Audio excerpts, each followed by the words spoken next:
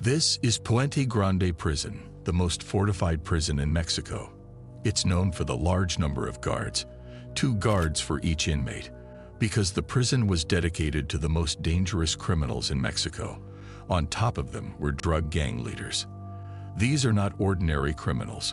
These are the leaders of tens of thousands of armies and followers heavily armed with all imaginable weapons. So attacking the prison suddenly is always expected.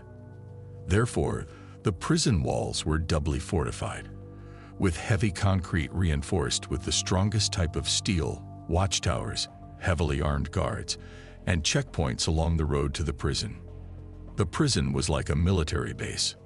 This was the prison where El Chapo was imprisoned, the most famous and dangerous drug lord in Mexican history and worldwide. He is the Sinaloa cartel leader, the most dangerous drug gang in the world. It was named after the Sinaloa state where they came from. El Chapo had been pursued for a long time and was arrested for the first time in 1993 after a heavy chase by the Mexican authorities.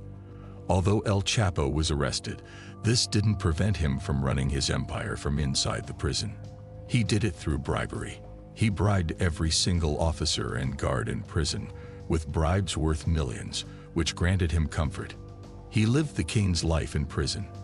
They got him alcohol, women, and all the food he wanted. They even used to allow his 2 wives and his mistresses to visit him and stay with him for days. Moreover, he had phones to keep running his gang from inside the prison. The person who facilitated El Chapo's life most inside the prison was this man, Damaso Lopez. Damaso was deputy chief of security at Puente Grande Prison. El Chapo bribed this man to the point that he became his right hand. He gave him a house, a car, gifts, and a huge salary. This strengthened their relationship and they became friends. So Damaso was the main reason El Chapo was at a complete comfort level inside prison, to the extent that he could do whatever he wanted. El Chapo, during his imprisonment period, was not only able to run his gang, but he was also able to develop a new way for drug trafficking from inside the prison. This way wasn't his creation, but he and his gang made a revolution in it, which is drug trafficking through tunnels. El Chapo hired engineers, architects, and specialists to dig tunnels at a professional level. Certainly, El Chapo, through this tunnel, was targeting the US. It was the most profitable place for them. El Chapo and his gang, Sinaloa cartel, didn't need to smuggle drugs anymore, neither by air, sea, or land. They became smugglers through underground tunnels, which enabled them to raise the rate of smuggling insanely. They began to make $20 million per month. Imagine that El Chapo's empire was expanded and grew while he was in prison more than the time he was out. Mexico didn't extradite drug gang leaders like El Chapo to the US, which was always calling for this, because they were the ones most affected. A huge quantity of drugs had been smuggled to the US, so they were always asking for El Chapo's extradition and criminals like him, since US prisons are more fortified than Mexico's. Besides, they would be far away from their gangs and the officers they bribed, so that they would no longer have any control over their gangs. But the Mexican authorities were refusing such, claiming that they were able to handle their criminals. This made El Chapo relieved, seeing that he was doing whatever he wanted in Puente Grande prison. He had never thought about a breakout. However, in 2001, the Mexican Supreme Court submitted a proposal to create a new law that would allow the extradition of some Mexican criminals to America. El Chapo felt in danger when he first heard about the new law of Mexican criminal extradition, so he immediately started planning an escape, which must be carried out as soon as possible. A few weeks later, El Chapo had already formulated a solid plan and began to carry it out. El Chapo was already aware that only a few people should be involved in the plan, so he gave a huge bribe to his assistant Damaso and explicitly told him that he wanted to escape. Damaso replied and assured him that he would help him. El Chapo agreed with his friend Damaso to reduce the number of guards on January 19, 2001, which was the day El Chapo planned to escape. Of course, Damaso would not reduce the number of guards in the entire prison, but rather in the section where El Chapo was. El Chapo also bribed one of the prison workers named Chito. This was one of the workers responsible for the laundry. His main task was to take the dirty clothes from the inmates and put them inside a cart that he took outside the prison and placed in a van that would take it to the laundry facility. Chito was the best choice for El Chapo because he was a normal worker out of sight. He only did his usual daily tasks, and none of the guards cared about him. The D-Day had come. On January 19, 2001, Chito opened El Chapo's cell, helped him get into the laundry cart, covered him with clothes, and pushed the cart. They were able to do all of this comfortably due to the low number of guards in that section. In one moment, while Chito was pushing the cart, he reached one of the prison gates where there was a guard. Chito stopped the cart and left it to talk with the guard and ask him to open the gate. But due to El Chapo's weight, the cart began to move backward on its own. At that moment, El Chapo was scared that the cart would hit the wall, flip over, and he would fall out, and then they would be exposed. But his friend Chito quickly rushed and ran behind the cart and held it before hitting the wall. He moved on his way normally to the prison parking lots, where a car was waiting for them. El Chapo immediately got into the trunk, and they drove out of the prison. By the way, the car was driven by one of the bribed guards. For this reason, when they went out of the prison exit gate, no one stopped them or even searched the car. They let them out immediately.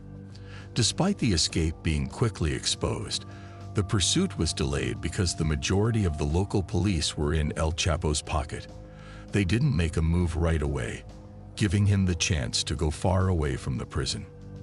Afterward, the federal police got the news of El Chapo's escape, and this police force is hard to bribe, unlike the local police. The federal forces began the pursuit while El Chapo's men were waiting for him somewhere near the prison. When he reached them, they changed his car and took him in an armored car to another place where a helicopter was waiting for them. He got in the helicopter, and they took him to another location where another armored car was waiting. They moved him to 4 different locations so that he couldn't be tracked. The last car El Chapo took was in Mexico City. While they were driving in the streets, El Chapo took a look around him to find out that he was surrounded by police cars and motorcycles.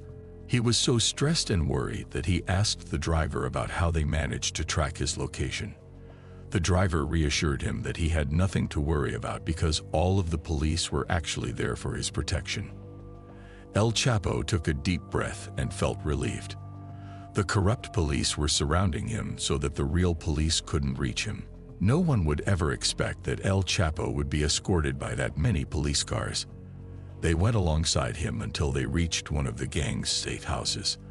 El Chapo's breakout in 2001 had made him a legend, to the point that most people began to think that he was above the law and untouchable. Although the Mexican authorities devoted considerable resources to the pursuit of El Chapo, they were unable to reach him, and El Chapo remained free for 14 years. During these years, El Chapo was moving between his secret safe houses, many of which were in isolated areas in the mountains. During these 14 years, El Chapo's empire grew insanely. He used to smuggle cocaine to America worth billions of dollars annually. El Chapo's gang expansion and the areas they have taken control of in Mexico have reached an unprecedented level. The Sinaloa cartel had become the largest drug cartel in the world uncontested, to the extent that it was considered the largest in history, surpassing the Medellin cartel, which was Escobar's cartel. Reaching this level of power, influence, and control is impossible without violence. Therefore, acts of violence were insane, especially in the northern cities of Mexico, the cities that are bordered by America, because they are used in drug trafficking, so it was like a war. El Chapo and his gang turned these cities into war zones, causing a lot of unprecedented killings and mass destruction.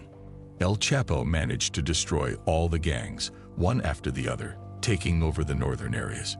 This made him the largest and sole dominator of the drug trafficking movement from Mexico to America. The American and Mexican authorities wanted to arrest him at any cost, and for this mission, They utilized all their most powerful resources. In 2014, 14 years after El Chapo's escape, Mexican intelligence, with the help of its American counterpart, decided to pursue a new strategy, which was to track down the people around El Chapo, his sons, wives, and close associates, because they were the ones who knew El Chapo the most. Thanks to their new strategy, they managed to reach El Chapo's technical assistant. This young man was a Colombian in his 20s. The intelligence managed to convince him to work for their benefit, and with his assistance, they were able to hack the encrypted communication network used by El Chapo and his gang. This way, they managed to identify his location and know that he was in a house in Sinaloa, which is the headquarters of the gang. The house is one of El Chapo's safe houses. They identify the house's location, and exactly on February 17, 2014, the Mexican Special Forces, along with DEA agents, surrounded the house and stormed it. The house wasn't ordinary. Behind the house's main door, there was another steel door. The Special Forces kept beating this door, trying to break it. At the same time, El Chapo was sleeping inside. All of a sudden, his assistant entered his room screaming and told him that the Mexican army was at the door. He jumped out of bed, hearing the sounds of hitting on the steel door, so he got up from his place and started to move. The forces that were outside the house were able to see movements through windows. They saw that there were people moving inside.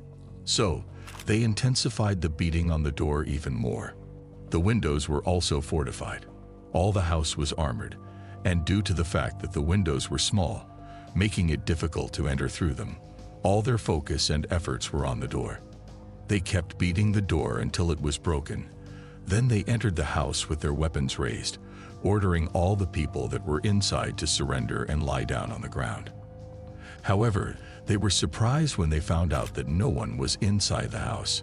They searched every single room and every corner of the house, but no one was there, although they saw shadows moving inside the house when they were outside.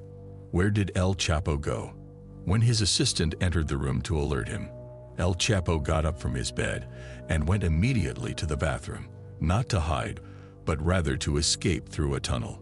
El Chapo's gang has become professional and has expertise in digging tunnels, not only for drug smuggling, but also for escaping.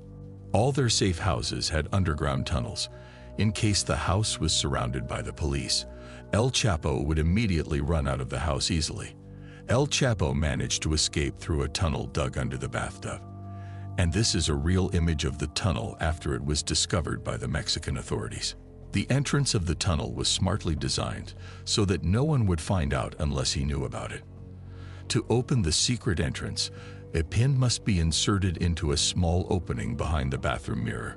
This would create an electric current that would unlock the lock holding the bathtub. Then it must be lifted by hands. The bathtub would raise easily thanks to the hydraulic arms that support it from underneath. When El Chapo entered the tunnel, he pulled the bathtub out and closed it behind him. For this reason, the storming forces took their time searching the house until discovering the secret entrance. El Chapo managed to escape with his wife, his assistant, and his chef through the tunnel, and by the time the special forces found out about the tunnel entrance, El Chapo and those with him had already vanished.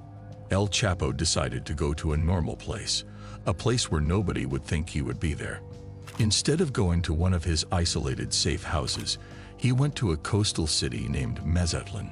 It is a touristic city, and no one would expect that he might be there. But what El Chapo didn't know was that his communication network was hacked. He thought the Mexican authorities found his safe house, from where he escaped, by coincidence, but he didn't know that they might find him wherever he went.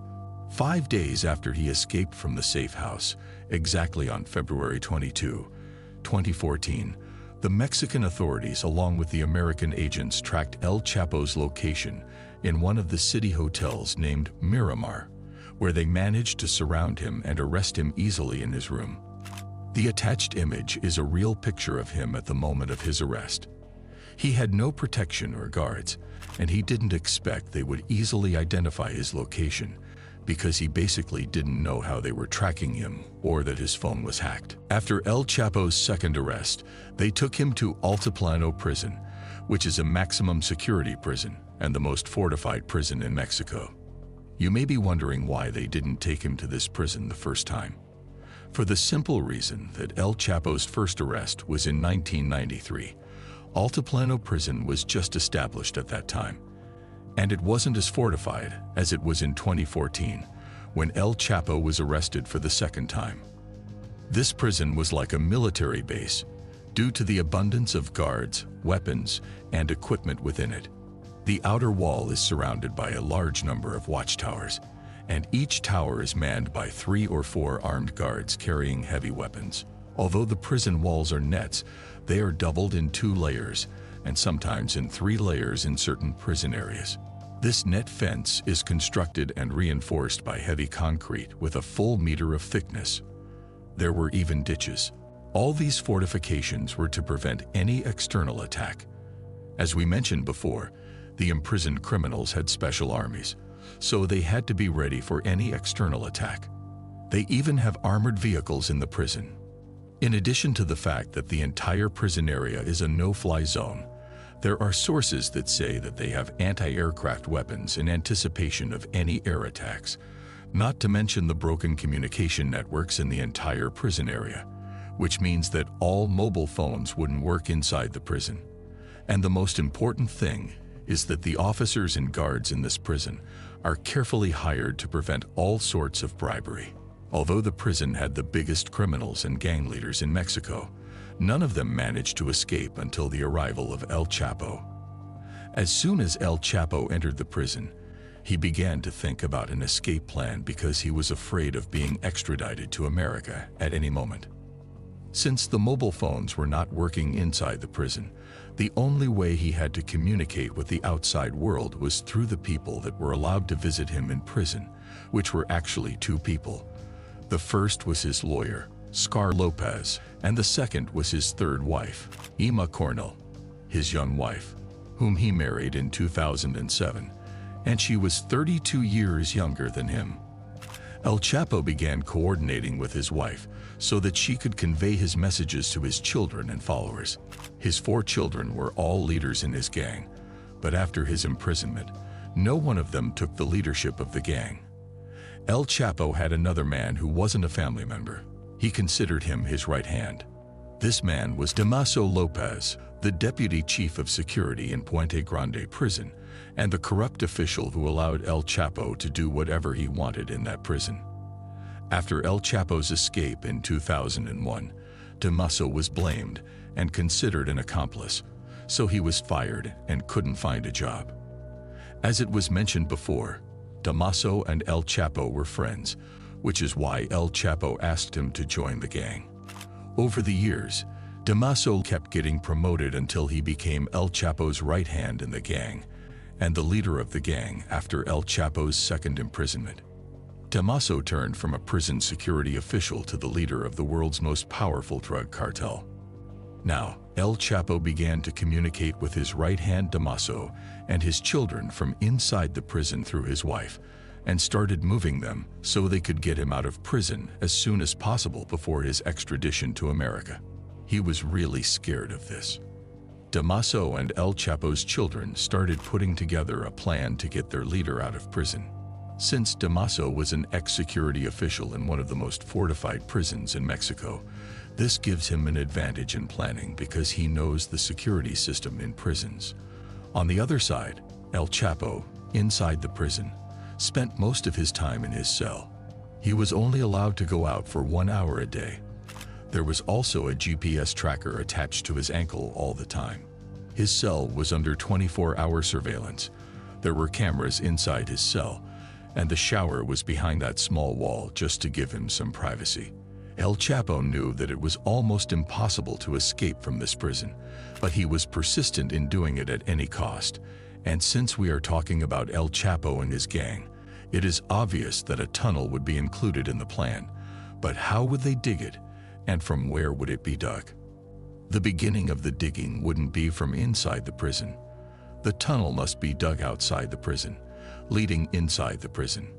This may be the first time in history. We always hear about prisoners digging a tunnel to escape from prison, but a prisoner and his followers digging a tunnel for him from outside the prison is almost impossible. The plan's first step is to buy a piece of land or property close enough to the prison that they could dig a tunnel that leads to the prison, but at the same time, it shouldn't be closed in a way that attracts attention. The problem was that Altiplano prison was located in an isolated area and surrounded by large agricultural areas. The prison was a huge facility in the middle of a vast area of agricultural land with no buildings around. After a tiring search, El Chapo's gang managed to find an empty construction site about 1.5 kilometers from the prison. It was most likely used by farmers. It was like an uncompleted building. The gang bought this land and registered it in the name of a person who was not suspicious. The land became theirs, and they now had a starting point from which they could begin digging. But it's not that simple. How would they know El Chapo's cell exactly? Besides, the cell is under heavy surveillance, and even if they managed to dig the tunnel and reach the cell, how would they get him out without being exposed? The only blind spot is that small shower behind the small wall. Therefore, the only place where the tunnel exit should be is that little shower square. But how? How could they dig an underground tunnel from outside the prison, with almost 1.5 kilometers in length, without seeing anything and open an opening specifically in that small place? The plan seems impossible. Reaching the cell itself is a great achievement, let alone reaching that particular small spot. To solve this problem, El Chapo got a brilliant idea that would help his men identify his cell location and exactly that small space behind the wall. The idea was inspired by the GPS tracker that was on his ankle. The idea was simply to smuggle a GPS to him, which he would put in that shower space so the men digging the tunnel could easily identify the exact location. The idea was perfect, but the problem was smuggling the GPS device. Altiplano was the most fortified prison in Mexico, and smuggling anything inside the prison was almost impossible. There were many checkpoints inside and outside the prison that must be crossed without being exposed, and they wouldn't allow the passage of any tool that might be used to escape or as a weapon. El Chapo got another smart idea. He asked his wife to tell the gang to insert the small GPS device in a watch. This way, it could cross all the checkpoints normally. His wife managed to smuggle the watch to him easily. No one suspected her. It was just a normal watch that wouldn't pose any danger. Or rather, that's what the guards thought. Through that watch and the GPS device, El Chapo's men managed to identify the exact location of that particular spot behind that small wall. El Chapo's men had already started the digging process towards the prison. But when they got the exact location, they knew how to point the digging 100% in the right direction. As we mentioned before, they were experts in digging tunnels, so the tunnel they dug was astonishing and professional engineering work at all levels. The entrance to the tunnel began at the building. By taking a look at the tunnel opening, you can see a colossal number of wooden supports. Then, once you enter the 10-meter deep tunnel, you will realize that the tunnel wasn't just an ordinary escape tunnel. It was meticulously built and undoubtedly the best escape tunnel ever built in prison breakout history. Such a tunnel required a lot of workers. There were most likely 10 to 12 people working non-stop on that tunnel. First, they needed a ventilation system, so they laid ventilation pipes along the kilometer they dug, and an air pumping machine was at the entrance of the tunnel. They also needed lighting. They hung thousands of light bulbs along the tunnel, and an electricity generator was also at the entrance of the tunnel. It was hidden, and they made it look like a cement grilling table. They had hidden everything. Nothing was exposed or visible from outside the brick building. This was necessary in case the security or guards suddenly searched. They wouldn't discover what was happening below unless they conducted a thorough inspection. This was crucial because they were located somewhat close to the prison. The scale of this operation was insane. Thousands of meters of ventilation pipes, thousands of lamps, and tons of sand were extracted from underground. They took them out and disposed of them without being exposed, especially since they were 1.5 kilometers away from the prison. And the ground was flat and empty, so it is strange that none of the guards, especially those on the watchtowers, had noticed them. This proves that El Chapo's gang meticulously planned for this operation and had taken all their precautions. Moreover, inside the tunnel, they had also made a railroad on which they placed a customized excavation cart that seemed like it was integrated with a motorcycle, by which they were intending to transport the sand and later on to help their leader escape. Throughout the digging process, El Chapo was nervous and anxious. He was afraid of his extradition to America. For this reason, he was always sending letters to his men asking about why the process was taking so long. And they were always replying that the matter wasn't that simple. It required planning and effort, and they should be meticulous in what they were doing. Finally, in June 2015, El Chapo received news from his men that the tunnel was almost ready. El Chapo chose the 4th of July 2015 as the day of his escape. Why the 4th of July? Because he wanted to insult America. July 4th is a national day in America. It is the anniversary of Independence Day. It was a big day for the Americans. By this act, he intended to send an insulting message to them. He wanted to tell them that he managed to escape on the day of their joy. El Chapo had a huge hatred for America, although all his money was from there. He knew how badly they wanted him, and he knew that the American authorities were always asking the Mexican authorities for his extradition. Unfortunately, his men didn't manage to make it. The tunnel still needed work, so they were forced to postpone the operation to a week later. Finally, the big day had come, the day of El Chapo's escape, on July 11, 2015, the day on which El Chapo would break out of the prison where he spent almost 16 months. This video footage is from the surveillance cameras that were in his cell. On that night, El Chapo was watching a comedy series on his small tablet with the volume up, attempting to conceal the sounds that his men were making while trying to open the hole. Each time, he got up from his place and walked around the room, waiting for a signal from his men. At 8:10, El Chapo sat on the edge of his bed, put his shoes on, and went to the shower space, the only hidden place from the surveillance cameras in the whole cell. Since that time, El Chapo has vanished. El Chapo entered the opening and went down through a ladder to the underground tunnel, where he met with his wife's brother, who pointed him to the cart and asked him to get on it. El Chapo got on the cart and drove it as fast as possible along the tunnel. When he reached the other side of the tunnel, he went up to the brick building where a quad bike was waiting for him. He rode it with one of his men and went. On the other side, the guards in the prison took 40 minutes to discover the escape.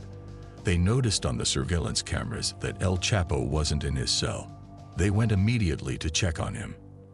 At first, they thought that he might be hiding behind that shower wall, but they were shocked when they found the opening of the tunnel. The sirens immediately blared, declaring a state of alert, but it was too late. By that time, El Chapo had already traveled a long distance.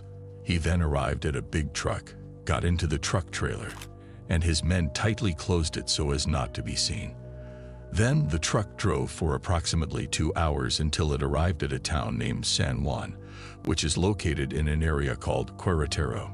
El Chapo then got on a private jet, whose pilot was one of the most trusted by El Chapo and his whole gang. This time, El Chapo took all necessary precautions, not leaving anything to chance. There were 2 jets.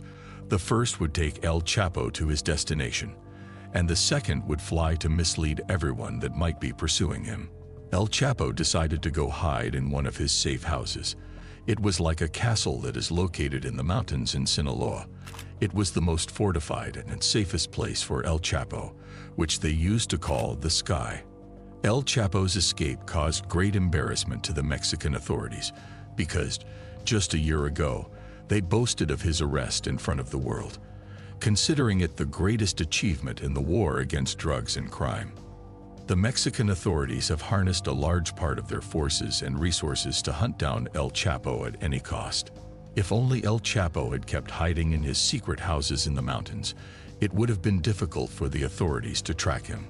But El Chapo kept moving from one city to another, visiting his gang headquarters, meeting his followers, and giving them orders. This was very important to maintain his control and leadership over the gang, but it put him in danger and made his tracking easier. Especially since the Mexican authorities were supported by the Americans, they fully cooperated in El Chapo's case. The American authorities provided the Mexicans with all sorts of newly developed technologies for tracking and monitoring.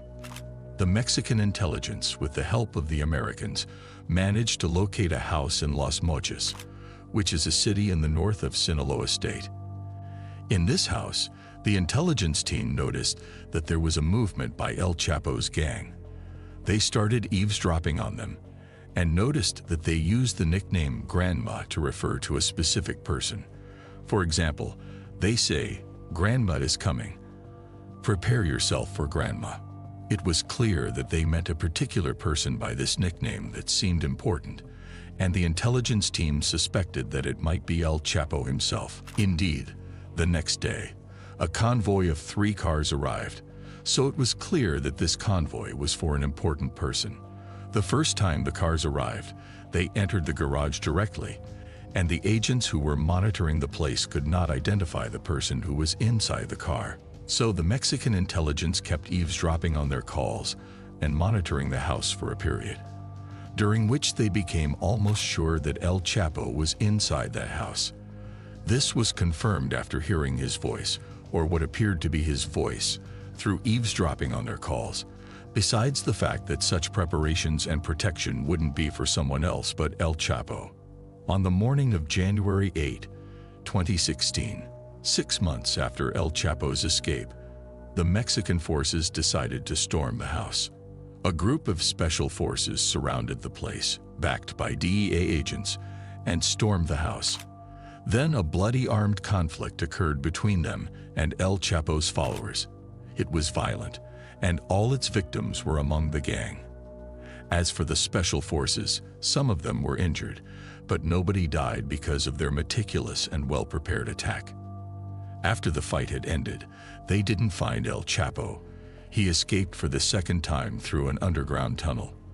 This mirror was a secret door that led to the underground tunnel. El Chapo escaped through the tunnel while his followers were fighting against the special forces. He escaped with one of his close assistants. When they came out of the tunnel, they stole a car that was passing on the street. The security forces weren't only surrounding the house, they were spread out in the whole area. When they received the news of El Chapo's escape, patrols started roaming the area right away. About 20 kilometers away from the house, at one of the checkpoints, 4 federal police officers managed to arrest El Chapo and his assistant. El Chapo right away attempted to bribe them, but unfortunately for him, they weren't corrupt officers, and they refused his bribe. This prompted him to get angry and start acting insanely. He began to insult and threaten them. However, the officers disregarded his threats, took a picture of him, and sent it to their commander, who told them that special forces were on their way to them, and warned them that El Chapo's men and associates were preparing for an attack by mobilizing all their forces to rescue their leader. He also ordered them to take shelter in a nearby motel and get prepared for any sudden potential attack from El Chapo's gang. The 4 officers and El Chapo took one of the motel rooms, where they waited and monitored the situation. After a short while, they began to hear the sounds of cars approaching from a distance, as if it were a large procession moving slowly towards them. At that moment, El Chapo smirked maliciously and said to the police, "Now you probably wish you had accepted my offer." However, his smile quickly turned into a look of shock and despair as the procession of cars arrived, and he realized that those were not his men but a massive number of soldiers from the army and special forces. They had surrounded the hotel and quickly secured all entrances and exits. El Chapo's men were taken aback. They couldn't even contemplate getting closer to the hotel once they saw the heavy presence of security forces in the area. El Chapo was arrested for the 3rd time and sent to Altiplano prison again. the prison from which he escaped the last time. But this time, El Chapo was under heavy surveillance. Nevertheless, imagine that he began to look for another way out and started to plan for an escape operation. He sent messages to his gang asking them to do it again. According to some of El Chapo's gang members, they had really started working on a new escape operation. And what made it weird was that they were planning to do it the same way. The Mexican authorities were already working on his extradition procedures to America. They had come to believe that this was the only solution. El Chapo escaped from Puente Grande in 2001. He had remained a fugitive for 14 years. He also escaped through a tunnel beneath the bathtub when they surrounded him in one of his safe houses. He also escaped from Altiplano prison, the most fortified prison in Mexico, and escaped for the fourth time through the tunnel behind the mirror in another safe house. How long will they keep chasing him? If he stays in Mexico, he will surely find a way to escape because all of his men and followers are around him. But in the US, he would no longer be able to do anything. For this reason, the court was expediting his extradition procedures. Imagine that the judge who was working on his extradition file had been assassinated in October 2016. El Chapo's extradition to America had been postponed to a year later, but eventually, one day, in January 2017, El Chapo was surprised when the guards and soldiers entered his cell, tied him up, and took him to a helicopter that was in the prison yard. He was then taken to a special plane, and he hadn't realized what was going on yet. The plane landed in New York, and El Chapo got off the plane, trying to comprehend what was happening. He was confused, looking around to the right and left. El Chapo asked one of the DEA agents, "Where am I?" The agent replied, "You are in New York." And this is a picture of the most powerful drug gang leader in history, with tears in his eyes, a historical scene. El Chapo was tried in the US. The trial lasted for a long period during which many details, witnesses, and testimonies emerged. Eventually, in 2019, El Chapo was sentenced to life imprisonment plus 30 years. Currently, El Chapo is in a prison named ADX, or Florence Supermax. It is a prison located in Colorado, USA. This prison is considered the most powerful and secure prison in America. It houses inmates deemed extremely dangerous, even to other prisoners, which means that all the inmates are kept in solitary confinement, and even their interaction with the guards is limited. El Chapo spends 23 hours a day in his cell, and he is only allowed to go out for 1 hour to indoor places in prison under strict and heavy surveillance. I am pretty sure that El Chapo considered escaping many times, but I strongly believe that he has tears in his eyes when he realizes that he is far away from all his power and influence. We have reached the end of our story. Thank you for watching. Don't forget to like and subscribe to more videos.